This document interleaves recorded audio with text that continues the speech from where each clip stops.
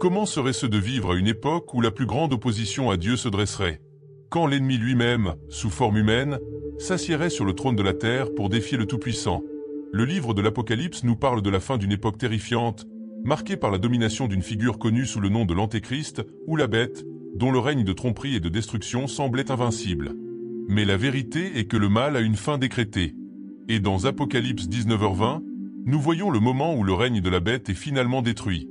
Le pouvoir maléfique qui autrefois ravageait le monde sera définitivement vaincu, et Dieu rendra justice à son peuple.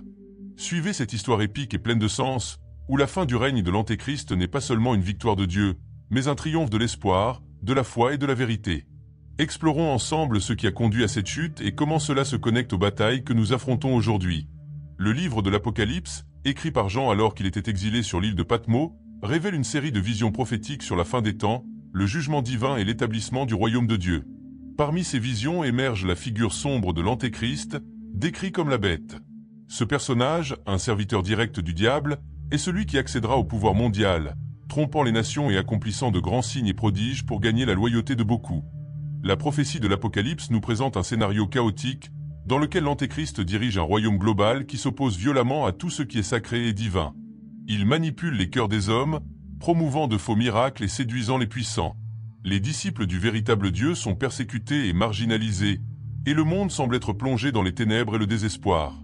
Mais qui est cette figure? Selon les textes bibliques, l'Antéchrist est un homme de grand charisme, un leader politique et spirituel qui promet la paix et la prospérité. Il se présente comme la solution aux problèmes de l'humanité. Cependant, derrière cette façade de bienveillance, se cache un plan maléfique de destruction et de rébellion contre le Dieu Tout-Puissant. L'histoire de son règne, racontée dans plusieurs parties de l'Apocalypse, reflète la bataille spirituelle qui a lieu depuis le commencement des temps entre les forces du bien et du mal. Le pouvoir de l'Antéchrist ne surgit pas de lui-même. Il est inspiré et soutenu par Satan, qui l'utilise pour tenter de détruire le plan de Dieu pour l'humanité. Aux côtés de l'Antéchrist, apparaît également le faux prophète, chargé de promouvoir le culte de la bête et de convaincre le monde de l'adorer. Le monde est en proie à la guerre et au chaos. Les nations sont secouées par des catastrophes naturelles, la famine et des épidémies. Sous le gouvernement de la bête, beaucoup sont contraints de recevoir une marque sur leurs mains ou sur leur front, sans laquelle ils ne peuvent ni acheter ni vendre, une démonstration claire du contrôle absolu sur la vie des gens. Ceux qui refusent d'adorer la bête ou de recevoir sa marque sont persécutés, et dans de nombreux cas, tués. Mais même au milieu de ce règne, il existe une résistance. Un groupe fidèle, décrit comme le reste, refuse de se soumettre. Ils mettent leur confiance en Dieu, sachant que, malgré tout ce qui semble perdu, la victoire finale sera la sienne. C'est dans ce contexte d'oppression et d'espoir que l'histoire de la destruction du royaume de la bête commence à prendre forme. L'ascension de l'Antéchrist. Dans un monde ébranlé par les crises, l'Antéchrist apparaît comme la réponse que beaucoup désespéraient de trouver. Il surgit à un moment de grande nécessité. Des guerres ont ravagé les nations, la famine et les fléaux tuent des millions de personnes, et la peur est l'émotion dominante dans le cœur des gens. Avec une éloquence irrésistible, ce leader mystérieux promet d'unifier l'humanité et de créer une nouvelle ère de paix. Ses premiers actes sont accueillis avec une acclamation mondiale. Sous son commandement, des accords de paix sont signés entre d'anciens ennemis, et les marchés recommencent à prospérer. Il gagne la faveur des élites et des plus humbles, tout en offrant des solutions aux problèmes les plus urgents. Cependant, ses véritables intentions sont beaucoup plus sombres. À mesure que son pouvoir grandit, l'Antéchrist commence à révéler son véritable caractère. Il exige non seulement l'obéissance, mais aussi l'adoration. Ceux qui ne le révèrent pas sont considérés comme des ennemis de l'État. La bête, comme il est appelé dans l'Apocalypse, met en place un système de gouvernement où le contrôle sur les âmes humaines est absolu. Personne ne peut acheter ni vendre sans la marque de la bête, un signe de soumission totale à son règne. Les signes de la fin sont évidents pour ceux qui connaissent les Écritures. Beaucoup tentent de résister, mais le nombre de martyrs augmente. L'Antéchrist utilise un vaste réseau de partisans et de technologies pour s'assurer que personne n'échappe à sa surveillance. Le faux prophète, qui est son allié le plus proche, réalise de faux miracles pour tromper les masses, au point que même les plus sceptiques commencent à croire que la bête est divine. Mais l'arrogance de l'Antéchrist ne connaît pas de limite. Il se place à la place de Dieu et profane le sacré. Il défie ouvertement le Seigneur, se déclarant invincible. Et pendant un certain temps, il semble que rien ne puisse l'arrêter. L'ascension de l'oppression. À mesure que le règne de l'Antéchrist s'installe, l'oppression atteint des niveaux inimaginables. Ceux qui ne se plient pas devant lui sont marginalisés et finalement traqués. La marque de la bête devient le symbole ultime de la loyauté envers ce leader mondial, et quiconque ose rejeter cette marque est traité comme un ennemi de l'État. Le monde, autrefois gouverné par différentes nations et lois, est maintenant unifié sous la poigne de fer de l'Antéchrist, qui utilise son influence pour façonner un nouveau système mondial d'adoration et de contrôle. Ceux qui tentent de résister forment des groupes clandestins, souvent éparpillés dans différentes parties du monde. De petits restes de fidèles se réunissent en secret pour prier et lire les Écritures, sachant que leur loyauté envers Dieu pourrait leur coûter la vie. Cependant, la peur ne les domine pas. Au contraire, ils trouvent du courage dans les paroles de la Bible et dans la promesse que Dieu rendra justice. Le règne de l'Antéchrist est total et il contrôle l'économie, la politique, la religion et même la vie quotidienne des gens. Mais dans son cœur, il y a une ambition qui va au-delà du simple contrôle temporel. Il désire être adoré comme Dieu, et cela le conduit à profaner le temple sacré. Avec l'aide du faux prophète, il commet des abominations qui scandalisent même ceux qui l'ont suivi aveuglément au début. La rébellion spirituelle. Cependant, même au milieu de cette obscurité, la lumière de la vérité n'est pas complètement éteinte. Hommes et femmes, fermes dans leur foi, refusent de se soumettre.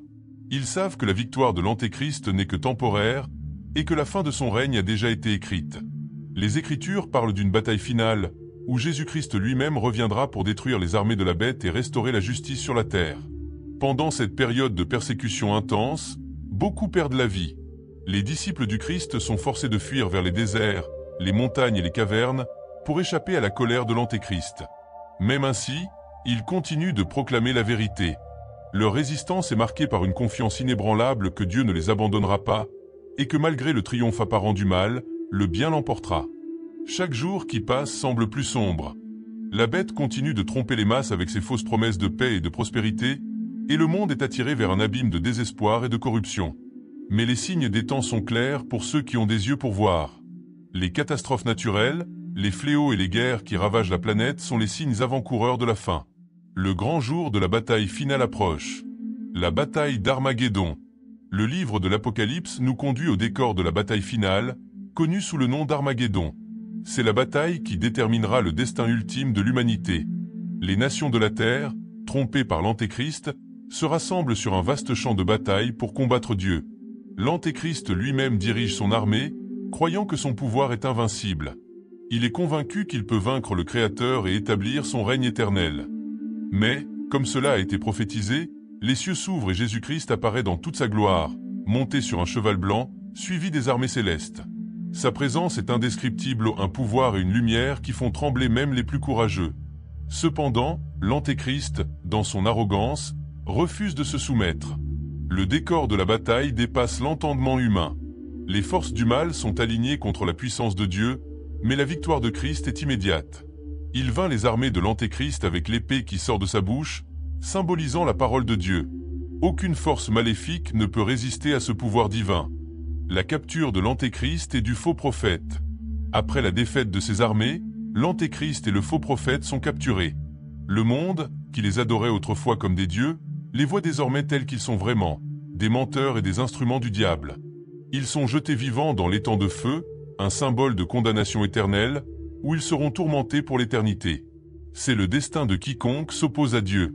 Le règne de la bête, qui semblait si puissant, est détruit en un instant. Le mal n'a pas le dernier mot. La justice de Dieu est implacable et triomphante. Le jugement dernier. Après la destruction du règne de l'Antéchrist, la terre traverse une période de purification. Les cieux et la terre sont transformés, et le nouveau royaume de Dieu est établi. Tous ceux qui sont restés fidèles sont récompensés. Ils héritent de la vie éternelle, vivant en paix et en harmonie avec Dieu. Le règne de Christ est un règne de justice, où il n'y a plus de douleur, de tristesse ni de mort. Connexion avec les thèmes modernes, 1000 à 1500 mots. Maintenant que l'Antéchrist a été vaincu et que son règne est détruit, il est temps d'établir des liens avec les temps présents. Nous allons montrer comment les leçons de cette histoire biblique sont pertinentes face aux défis que nous affrontons aujourd'hui. Leçons pour l'époque actuelle. L'histoire de l'Antéchrist et de la bataille finale peut sembler éloignée pour certains, mais ces leçons sont profondément applicables à la vie moderne. Le monde d'aujourd'hui, tout comme à l'époque de l'Antéchrist, est rempli de distractions, de tromperies et de fausses promesses de pouvoir et de prospérité. Des dirigeants qui promettent de résoudre tous les problèmes du monde, mais qui, derrière leurs paroles, fomentent la division, la haine et la destruction, peuvent être comparés à l'Antéchrist à une échelle moindre. Dans notre vie quotidienne, nous sommes constamment bombardés de messages qui nous éloignent de la vérité et de la foi. Ce que l'histoire de la bête nous enseigne, c'est que même lorsque tout semble s'effondrer, nous devons rester fermes dans la foi. Le mal peut sembler triompher pendant un temps, mais la victoire de Dieu est certaine et finale. La bataille spirituelle au présent. Aujourd'hui, nous ne faisons pas face à un antéchrist littéral, mais nous affrontons des batailles spirituelles au quotidien. Le mal prend de nombreuses formes, l'orgueil, la cupidité, l'envie et le désespoir, et tente de nous détourner du chemin de Dieu. Le message de l'Apocalypse est clair. Peu importe la puissance de l'opposition, ceux qui restent fidèles à Christ vaincront à la fin. L'histoire de la fin du règne de la bête nous rappelle que notre lutte n'est pas seulement contre des forces visibles, mais aussi contre des principautés et des pouvoirs spirituels. Le bien et le mal sont en constante confrontation, et c'est à nous de décider de quel côté nous sommes. En restant fermes dans la foi, nous pouvons affronter les tribulations de notre propre vie avec courage et confiance. La victoire finale. La destruction du royaume de la bête n'est pas seulement la chute d'un empire maléfique, c'est la victoire définitive du bien sur le mal. Pour les disciples du Christ, cette histoire apporte l'espoir. Le message est clair, le mal peut sembler invincible, mais sa défaite est assurée. Dieu règne, et sa justice sera faite. À l'époque moderne, nous faisons face à de nombreuses batailles, mais l'histoire de l'Antéchrist nous rappelle qu'à la fin, Dieu triomphera. Même si le chemin paraît difficile, la victoire est garantie pour ceux qui restent fidèles. La bataille spirituelle que nous menons chaque jour fait partie de cette grande histoire de rédemption. Si vous croyez en la victoire du Christ et faites confiance à son pouvoir sur le mal, laissez votre Amen dans les commentaires et abonnez-vous à la chaîne pour d'autres histoires qui renforcent votre foi. Proclamons ensemble la victoire de Dieu sur les ténèbres et répandons l'espérance de la vie éternelle.